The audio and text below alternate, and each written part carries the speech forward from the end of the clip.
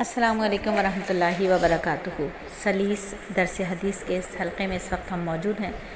اور لاکھوں کروڑوں درود و سلام ہمارے نبی پاک صلی اللہ علیہ وآلہ وسلم کی ذات مبارکہ پر۔ آج جو ہماری حدیث ہے یہ ہے حدیث نمبر 48، اور میرے نبی صلی اللہ علیہ وآلہ وسلم نے فرمایا کہ صبح کے وقت کا خواب زیادہ سچا ہوتا ہے، یعنی سحری کے وقت جو خواب آتے ہیں عموماً وہ سچے ہوتے ہیں۔ تو خواب کی جو ہیں وہ 3 اقسام ہوتی ہیں۔ ایک تو علامہ قرطبی رحمۃ اللہ علیہ فرماتے ہیں کہ خواب کی 3 اقسام ہیں۔ پہلا یہ کہ وہ محض خیال ہوتے ہیں، یعنی انسان جو دن بھر کام کرتا ہے وہ رات کو خواب کی شکل میں آتے ہیں اور وہ انسان انہیں دیکھتا ہے۔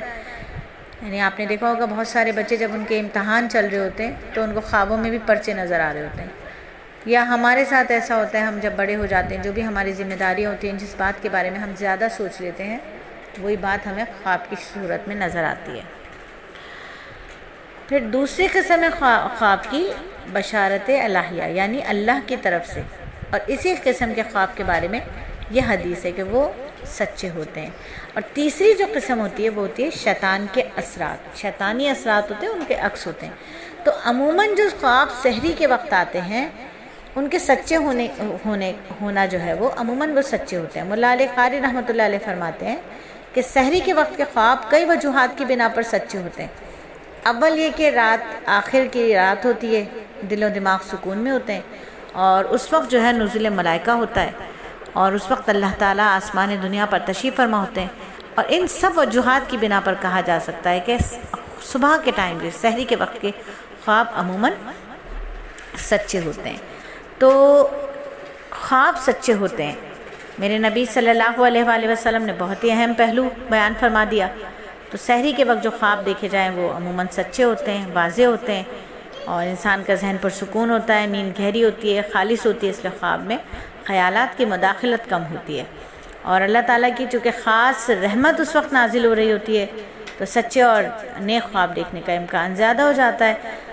دن کے شروع میں یا اسٹارٹنگ رات میں جو خواب دیکھے گئے وہ عموماً پریشانی اور حالات کے وہم کا نتیجہ ہوتے ہیں۔ جو خواب جو ہیں وہ 3 قسم کے ہوتے ہیں۔ برے خواب شیطان کی طرف سے آتے ہیں، اچھے خواب اللہ کی طرف سے آتے ہیں، اور کچھ خیالی ہوتے ہیں جو ذہن کی پیداوار ہوتے ہیں۔ اچھا، ہم جب سورہ یوسف کی تفسیر پڑھ رہے تھے استاد محترم فرمایا کرتے تھے کہ جو خواب ہوتے ہیں نا، جو رات کے آخری پہر میں جو خواب آتے ہیں تو عموماً وہ سچے ہوتے ہیں، اور اگر وہ خواب آپ نے کسی ایسے کو بتایا جو دیندار ہے، سمجھدار ہیں، اساتذہ اکرام ہیں آپ کے، اور دیندار ہیں، تقوی والے ہیں، تو اس کا اثرات جو ہوتا ہے نا،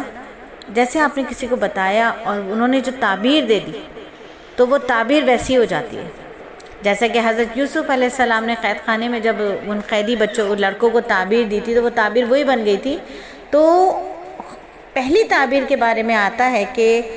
خوابوں کی تعبیر کا اثر اس تعبیر پر ضرور پڑتا ہے۔ تو تعبیر کرنے والا ایک تو سمجھدار ہو، دیندار ہو، اور چونکہ سچے خواب اللہ تعالیٰ کی طرف سے ہوتے ہیں، لیکن اس کا مطلب یہ نہیں ہوتا کہ ہر خواب یا ہر پہلی تعبیر ضرور بضرور پوری ہوگی،